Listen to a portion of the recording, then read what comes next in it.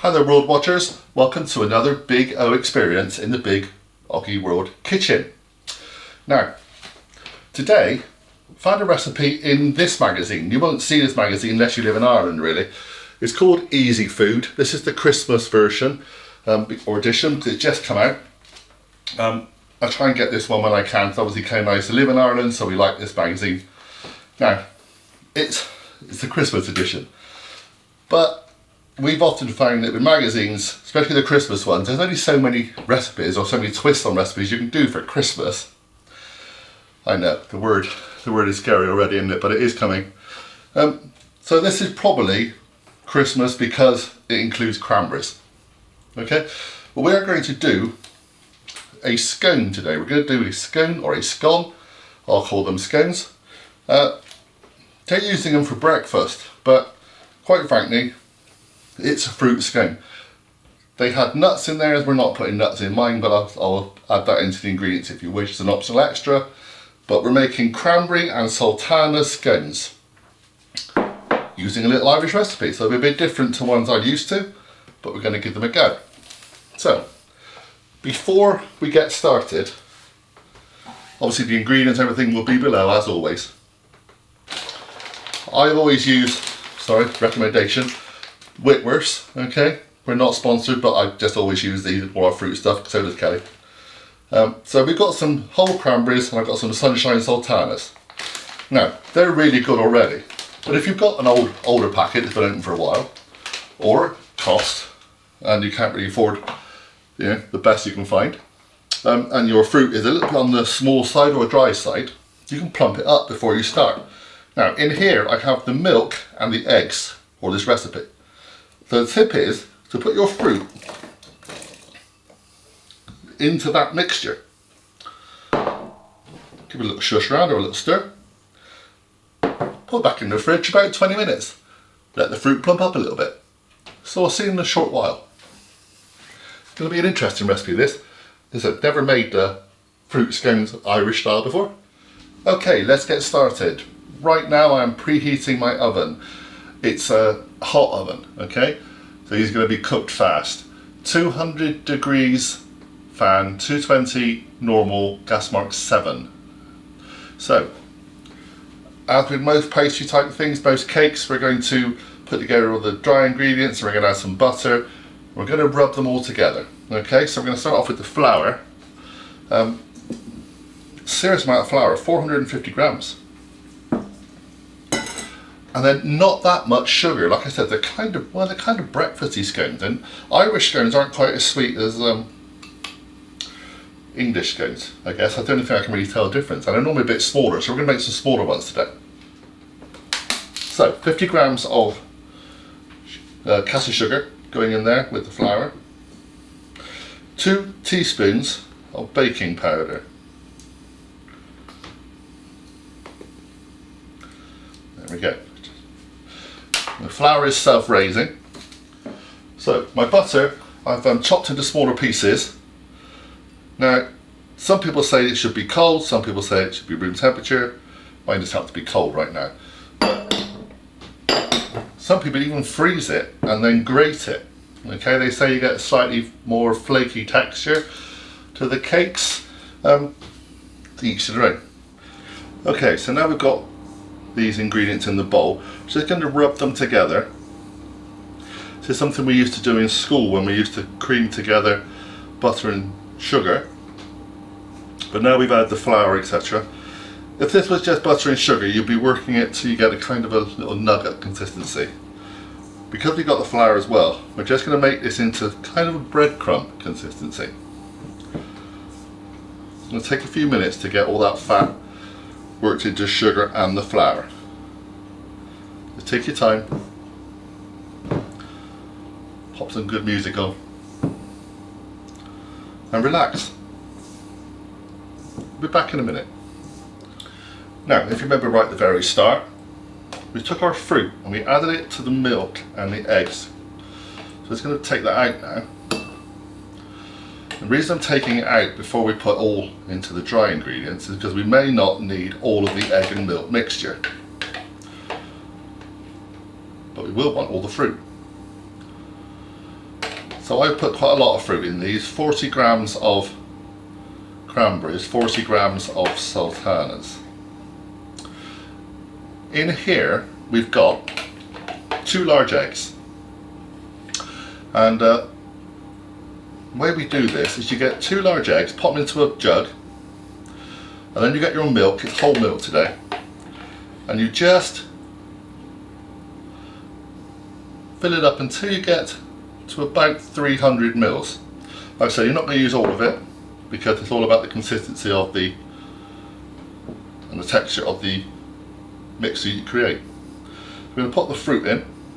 That's one side. Now we're going to start pouring in some of the egg and milk mixture. A bit at a time. Stir this in. Take your time. The whole point is that as much of that will be combined as you can, but you want a kind of a sticky dough. Obviously nowhere near it yet.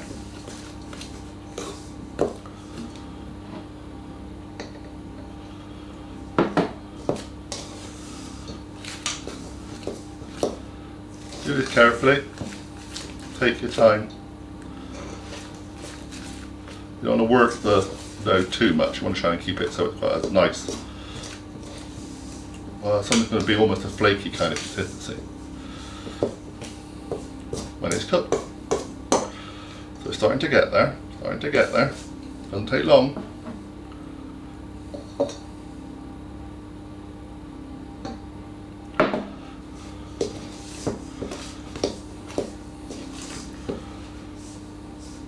Far off here, so I'm just going to rest of that fruit out of there. It's just a strange shaped jug, so you can't always get the fruit out easily. Well, if you've got a normal jug, you just have the measurements on the outside, it makes life a whole lot easier.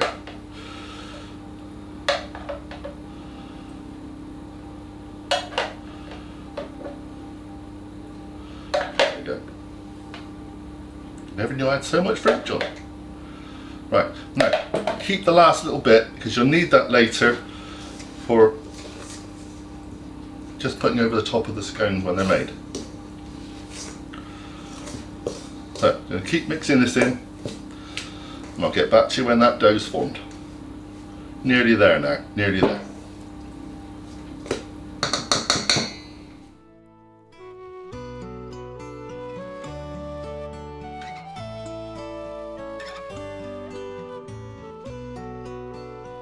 So, here's our soft sticky dough, and it certainly is that. Pop it onto your work surface. Make sure your work surface is floured. And then wipe your hands off, because it's time to get rolling. Okay, make sure you try and get flour on everything. And start working this down.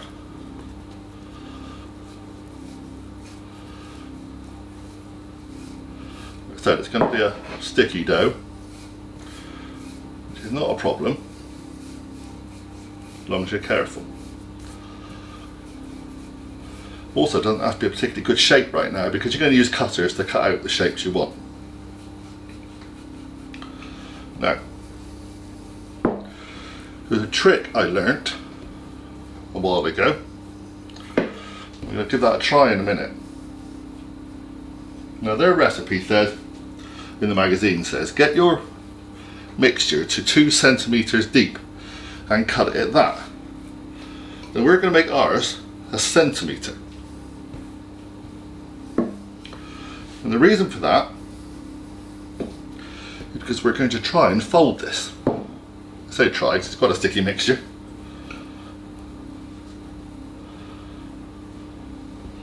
Yeah, about a centimeter.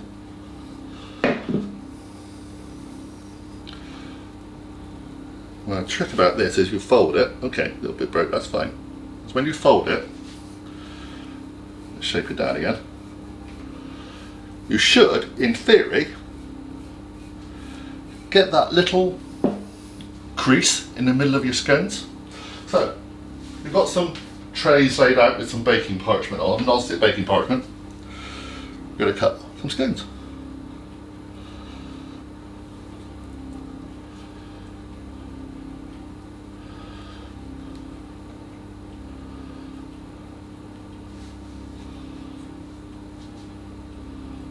them out. They are sticky, they are a bit rustic, that doesn't really matter too much. There we go.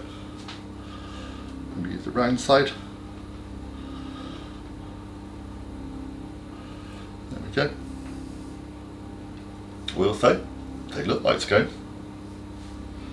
So that's got to be a good start.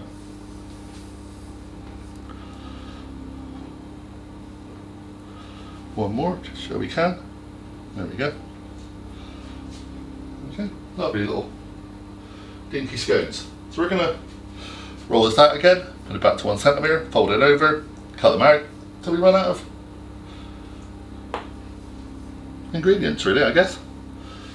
Right, roll it out again. A bit more flour. Slightly less sticky now, obviously, because of that. Roll it back out again.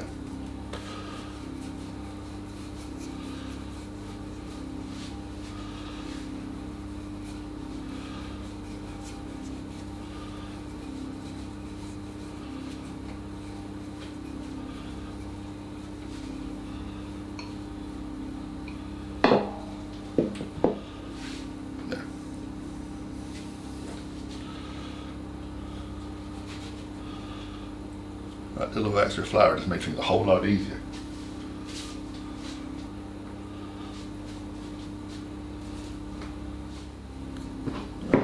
Last one, I think.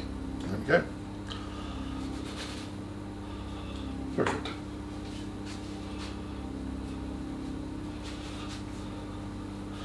I'll make the itty bitty baby one. A rustic one, shall we?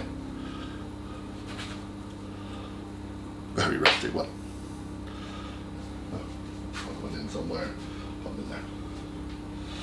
Lovely. So, let me clear this up, check the oven's the right temperature, and then we'll start working on that bit. Okay, so here are our scones. I've made 12, 13 proper ones and one little rustic one. Just going to use what's left of the egg and milk to just brush over the tops of them. Just give them that little golden coat. If you don't have any of this left, just get a little bit of milk or get another egg and a bit of milk, beat that up together.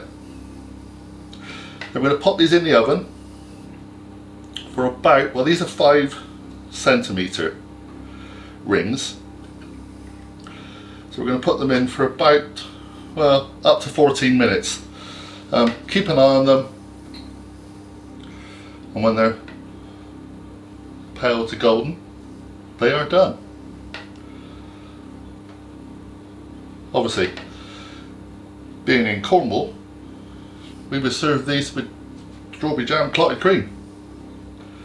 Jam first, obviously. Let's not get into a conversation about that today, that's another video.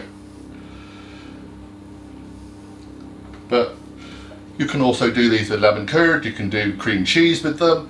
Okay, you can also, these are quite small, so they could be like a breakfast one. They're not too sweet, slightly more healthy, I suppose, than the clotted cream versions that we can create, which I will do as well. But give them a go. Bit of fresh fruit on side maybe. Okay, let's pop this in the oven. We'll see you in a while. We'll set the timer for 12 minutes. Take a look. Well, 12 minutes are up. I think they're pretty done. Some have got a bit wonky.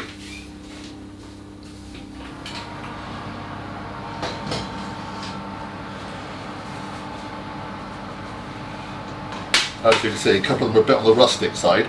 But you do have this split that's happening, which is what should happen. So we get those out.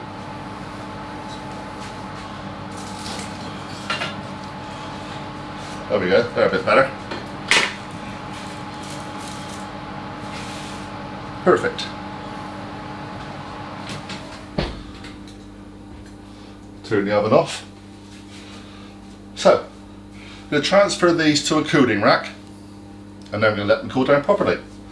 Then, I'm going to venture out into the storm. Let me turn this camera around a second so I know I'm in shot, which I think I am. I'm going to venture out into the storm to get some jam and cream. Clotted cream, because we're in Cornwall. strawberry, I think. Although, let's be honest, each your own, how about you like. With a scone you can also have golden syrup. Golden syrup with black treacle works as well. As long as you have the clotted cream on the top of everything, you're fine. So we'll put these on the rack, let them cool down. Hopefully enjoy them later. Please subscribe, please hit the notification bell. Come and join me and Kelly here on Big Ogie World. Come and join me on Big Ogie Golf and help my other channel grow. And give these a go. I'm sure it'll be lovely. See you all again soon, everybody. Bye for now. I'm off to get the coat on.